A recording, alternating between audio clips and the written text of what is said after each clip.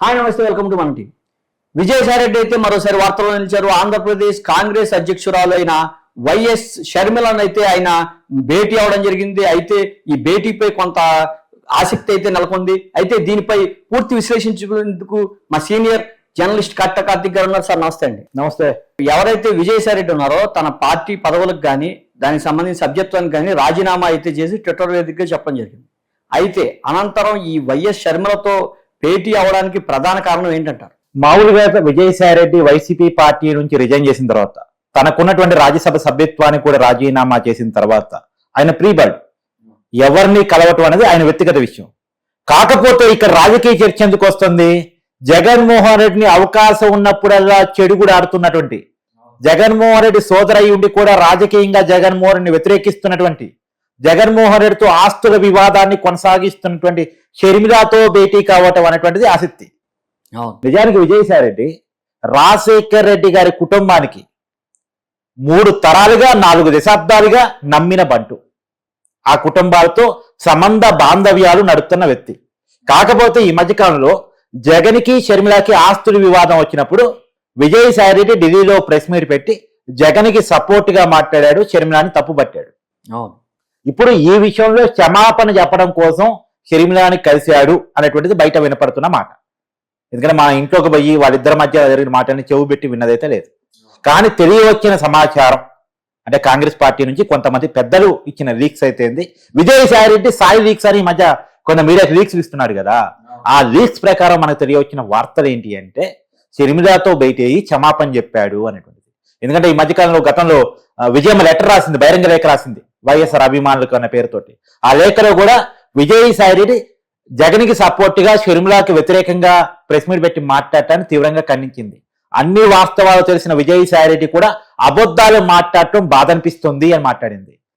అంటే అప్పుడు అబద్ధాలు విజయసాయిరెడ్డి మాట్లాడు అనేది నేనన్న మాట కాదు, విజయమ్మ అన్న చెప్పిన మాట, జగన్మోహన్ రెడ్డి గారి తల్లి చెప్పిన మాట. కాబట్టి అప్పుడు అబద్ధాలు చెప్పినందుకు ఇప్పుడు క్షమాపణ చెప్పడానికి వెళ్ళాడు అనేటువంటిది. మరి అబద్ధం అప్పుడు చెప్పాడంటే ఇప్పుడు నిజం ఒప్పుకున్నట్టేగా, అంటే జగన్ గారి వైపు తప్పు ఉన్నట్టే కదా. పైగా అందులోనూ ఆంధ్రప్రదేశ్ రాష్ట్ర రాజకీయాల గురించి మాట్లాడారని కూడా వార్తలు అనిపిస్తున్నాయి. దాన్ని ఏ రకంగా చూడాలి సార్? ఖచ్చితంగా రాజకీయాల్లో ఉన్నటువంటి షర్మిలతో రాజకీయాల్లో నిన్నటిదాకా కొనసాగిన విజయసాయిరెడ్డి గారికి కలిసినప్పుడు ఖచ్చితంగా రాజకీయాలు చర్చకు వస్తాయి. కలిసినప్పుడు జగన్మోహన్ రెడ్డి ఏంటి, జగన్మోహన్ రెడ్డి వైఖరి ఏంటి, జగన్మోహన్ రెడ్డి స్టాండ్ ఏంటి, వైసీపీ పార్టీ పరిస్థితి ఏంటి, ఇవన్నీ చర్చకు వస్తాయి. ఒక మాట మనకు వస్తున్న సమాచారం ప్రకారం కూడా మీకు అన్యాయం జరుగుతుందని చెప్పారు కాబట్టి ఏదో విజయసాయిరెడ్డి వాపోయాడంట. నన్ను ఇలా కొట్టారమ్మా, నన్ను ఇంత హింసించారమ్మా, నన్ను బాధించారమ్మా, నన్ను బెంగళూరు ప్యాలెస్ లో పడేసి కొట్టారమ్మా, ఇవన్నీ చెప్పారు అనేటువంటిది బయటకు వస్తున్న లీక్స్.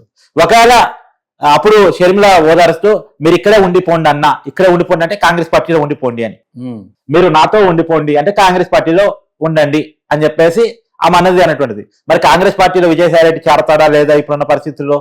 బీజేపీకి వ్యతిరేకంగా ఉన్నటువంటి రాజకీయాల్లో సాయిరెడ్డి చేరే అవకాశం లేదు. ఎందుకంటే సాయిరెడ్డి మీద చాలా కేసులు ఉన్నాయి. సో ఆ కేసులన్నీ వదిలేసుకుని ఆ రిస్క్ చేసి ఇప్పుడు కాంగ్రెస్ లో చేరే పరిస్థితి అయితే లేదు.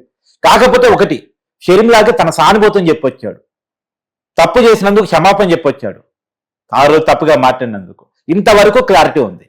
ఒకటి మాత్రం వాస్తవం, జగన్మోహన్ రెడ్డిని రాజకీయంగా విభేదించి రాజీనామా చేసి బయటకు వచ్చిన తర్వాత జగన్మోహన్ రెడ్డి చేసిన తప్పుని డైరెక్ట్ గా కాకపోతే ఇండైరెక్ట్ గా విజయసాయిరెడ్డి ప్రశ్నిస్తున్నాడు. ఇవాళ షర్మిలతో కలవటంలో భాగం కూడా అదే. ఇప్పుడు దీని నుంచి జగన్మోహన్ రెడ్డి చేసుకోవాలని రివ్యూ ఏంటంటే చేసిన తప్పుల నుంచి అందరూ పడుతున్నారు. జగన్మోహన్ రెడ్డి ఎప్పుడు పడతాడు సార్? ఇంకోటి ఏంటంటే మదన్ మోహన్ ఇష్యూ జరిగిన క్రమంలో మదన్ మోహన్ ఎప్పుడైతే శాంతి భర్త ఉన్నారో అతను బయటికి రావడం, విజయసాయిరెడ్డి మీద ఆరోపణలు చేయడం, ఇవన్నీ మనం చూసాం. ఆ క్షణంలో విజయసాయిరెడ్డి నేను రాజకీయాలు కాదు, నేను మీడియా ఛానల్ పెడతాను అని మాట్లాడడం జరిగింది. అయితే దాన్ని కూడా వదిలేసి నేను వ్యవసాయం చేసుకుంటా, నాకు వ్యవసాయ ప్రపంచంలోకి వెళ్ళిపోతా అంటున్నారు. అతను వ్యవసాయం చేయడానికి అతని ఉద్దేశం ఏంటి సార్? పర్టికులర్గా పదే చెప్తున్నాం. నేను అనుకోవటం అతను వ్యవసాయానికి పరిమితం కాడు. కాకపోతే ఈ రోజుకి నేను మీడియా పెడుతున్నా అని చెప్తే నువ్వు ఏ రాజకీయ పార్టీకి సపోర్ట్ చేస్తామని అడుగుతారు. ఎందుకంటే ఇవాళ రేపు మీడియా అంటే ఏదో రాజకీయ పార్టీతో టైప్ అయ్యి ఉంటున్నాయి కదా. అవును. సో నీ ఏ రాజకీయ ఆలోచనతో మీడియా పెట్టేది అంటే ఉద్దేశం ఏంటి, ఇవన్నీ మాట్లాడతారు. ఒకవైపు రాజకీయాలు ఫుల్ స్టాప్ పెడుతున్నా అని చెప్తూ ఇంకొక మీడియా పెడుతున్నా అని చెప్పలేక వ్యవసాయం చేసుకుంటా అని చెప్పాడు. ఇప్పుడైతే వ్యవసాయం చేసుకోవడానికి వెళ్తాడు. కానీ కార్యక్రమంలో 6 నెలల తర్వాత ఇప్పట్లో ఎలక్షన్స్ లేవు కాబట్టి చిన్నగా మీడియా హౌస్ స్టార్ట్ చేస్తాడు. మనకి ఇప్పటికే అందుతున్న సమాచారం ప్రకారం మాదాపూర్లో బిల్డింగ్ తీసుకున్నాడు, ఒక ఛానల్ లైసెన్స్ ను కూడా రిలీజ్ కడుగుతున్నాడు అనేటువంటిది మనకున్న సమాచారం. ఖచ్చితంగా మీడియా హౌస్ పెడతాడు. అంటే వైఎస్ఆర్సీపీ పార్టీలో ఉంటే ఆ పార్టీకి సపోర్ట్ చేయాల్సి వస్తుందని ఒక పథకం ప్రకారం బయటకు వచ్చారంటారా? అసలు వైసీపీలో ఉండి మీడియా హౌస్ పెడతానని గతంలోనే చెప్పాడు, కానీ అప్పట్లో జగన్మోహన్ రెడ్డి గారు వ్యతిరేకించారంట. మనకు ఆల్రెడీ సాక్షి ఉంది కాబట్టి వేరే ఛానల్ పెట్టడానికి లేదు, వేరే పేపర్ పెట్టడానికి లేదు, పెట్టొద్దని విజయసాయి రెడ్డి ఇస్తాన్ని చంపేసే ప్రయత్నం. ఇప్పుడు వైసీపీలో ఉంటే ఏంటంటే జగన్మోహన్ రెడ్డి చెప్పినట్టే చేయాలి. అవును, కాదు అని సొంత ఇస్తానికి పోవటానికి లేదు. ఒక మాట నువ్వు మాట్లాడాలన్నా, ఒక వ్యక్తిని నువ్వు కలవాలన్నా, ఒక పని నువ్వు చేయాలన్నా అన్నిటికీ కూడా జగన్మోహన్ రెడ్డి గారి పర్మిషన్ అవసరం. అవును, without permission you can't do anything. ఆ పరిస్థితుల్లో నుంచే విజయసాయి రెడ్డి స్వేచ్ఛ స్వతంత్రాల కోసమే బయటకు వచ్చాడా అనేది చూడాలి. కానీ ఏదేమైనా సాయిరెడ్డి ఎంత స్వేచ్ఛ స్వతంత్రాల కోసం బయటకు వచ్చినా జగన్మోహన్ రెడ్డి విజయసాయి రెడ్డిని వదులుకోలేడు. ఎందుకంటే విజయసాయి రెడ్డి జగన్మోహన్ రెడ్డి అనేక కేసుల్లో సహనిందితులు. అవును, ఒకవేళ విజయసాయి రెడ్డి నిజంగానే జగన్మోహన్ రెడ్డిని వ్యతిరేకించి కేసుల్లో గనక అప్రూవ్గా మారితే జగన్కి ఉచ్చి బిగిసినట్టే లెక్క. అంటే సార్ కొంతమంది కాంగ్రెస్ పార్టీ పుంజుకుంటుంది, వైఎస్ఆర్సీపీ పార్టీ పడిపోతున్న క్రమంలో, అది సెంట్రల్ పార్టీ కాబట్టి కాంగ్రెస్ పార్టీ పుంజుకుంటుంది, కాంగ్రెస్ పార్టీలో కూడా వైఎస్ఆర్సీపీ విలీనం కావచ్చు, ఆ క్రమంలో విజయసాయి రెడ్డి మధ్యలో రాజీ కుదర్చడానికి వెళ్ళాడు అనే టైప్ లో కూడా మాట్లాడుతున్నారు కదా, దాన్ని ఆ రకంగా ఏమన్నా చూడొచ్చు అంటారు దీన్ని? అంటే జగన్మోహన్ రెడ్డి ఆయన కుటుంబాన్ని చాలా దగ్గర నుంచి చూసేవాళ్ళు, జగన్మోహన్ రెడ్డి గారి మైండ్ సెట్ చూసేవాళ్ళు ఏ విషయాన్ని సరిగ్గా నమ్మలేని పరిస్థితి. చాలా మందికి వస్తున్నాను, అసలు జగన్మోహన్ రెడ్డి విజయసాయి రెడ్డిని తిరుమల దగ్గర పంపించాడేమో, ఒకప్పుడు వైసీపీ పార్టీ తరఫున పంపించుంటే అది బహిరంగంగా అందరూ మాట్లాడుకుంటారు. ఇప్పుడు విజయసాయి రెడ్డికి వైసీపీకి డైరెక్ట్ గా సంబంధాలు లేవు కాబట్టి విజయసాయి రెడ్డి పోయినా సరే అట్లా మాట్లాడుకోవడానికి అవకాశం ఉండదు కాబట్టి విజయసాయి రెడ్డిని పంపించడం ద్వారా షర్మిలతో బొజ్జగింపు చర్యలు. ఎందుకంటే షర్మిల పదే పదే జగన్మోహన్ రెడ్డికి వ్యతిరేకంగా మాట్లాడుతూ ఉంటే జగన్మోహన్ రెడ్డికి మైనస్ అవుతా ఉంది.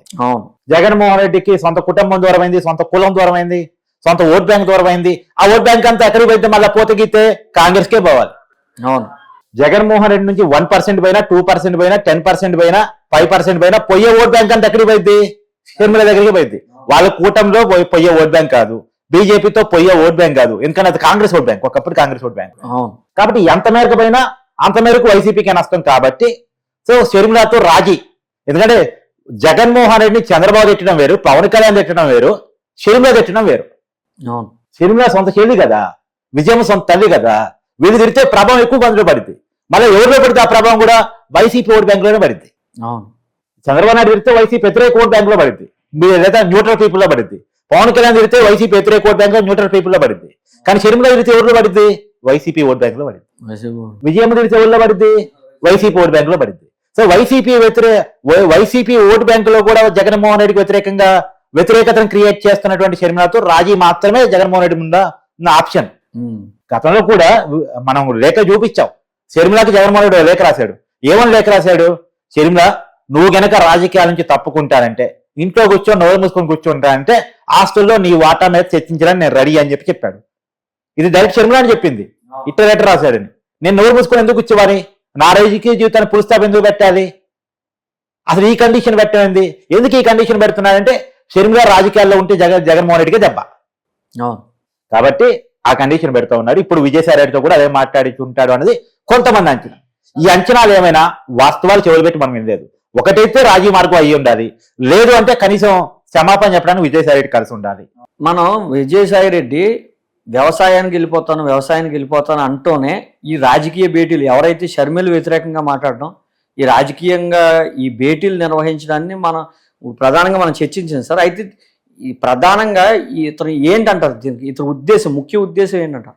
నేను అనుకోవటం, ఆయన రాబోయే 6 నెలల్లో ఛానల్ పెడతాడు, బీజేపీకి అనుకూలంగా ఉంటాడు, అవసరమైతే షర్మిలాని తీసుకొని బీజేపీలో జాయిన్ చేయించడానికి కూడా సిద్ధపడతాడు. సో బీజేపీ బలం పెంచడానికి, బీజేపీకి అనుకూలంగా ఉండటం ద్వారా కేసు నుంచి తన తప్పుకోవడానికి, తన మీద ఉన్న కేసు నుంచి ప్రాయశ్చిత్తం పొందాను అనే పేరుతోటి ఆ కేసు నుంచి బయటపడటాన్ని బీజేపీతో లాబింగ్ జరుపుకుంటాడు. నేను తన సేద్యంలో ఉండాలని కోరుకుంటున్నాడు. అతను చాలా కేసుల్లో ఇప్పుడు దాదాపు 22 సిబిఈడి కేసుల్లో నిందితుడిగా ఉన్నాడు. ఇప్పుడు కొత్తగా కూటమేసే కేసులు, ఈ కాకినాడ పోర్టు కేసు కావచ్చు, ఇలాంటి కేసులు. కాబట్టి ఏదేమైనా తన ఉపశమనం కావాలని కోరుకుంటున్నాడు. కాబట్టి బీజేపీతో లాబింగ్ కోసం ఇప్పటికిప్పుడు బీజేపీలో జాయిన్ చేయించుకుంటారంటే వైసీపీ నుంచి డైరెక్ట్ గా జాయిన్ చేయించుకోరు. జాయిన్ చేయించుకుంటారని చంద్రబాబు ఒప్పుకోడు, పవన్ కళ్యాణ్ ఒప్పుకోడు. కాబట్టి కొన్నాళ్ళు రాజకీయంగా దూరంగా ఉన్నట్టే ఉండి, తర్వాత సొంత ఛానల్ పెట్టి అది బీజేపీకి, పవన్ కళ్యాణ్కి, చంద్రబాబుకి కొంత సపోర్ట్ చేసినట్టే ఉండి డైరెక్ట్ అప్పుడు బీజేపీలో జాయిన్ అవుతారంటే ఎవరు కాదనిన్న పరిస్థితి.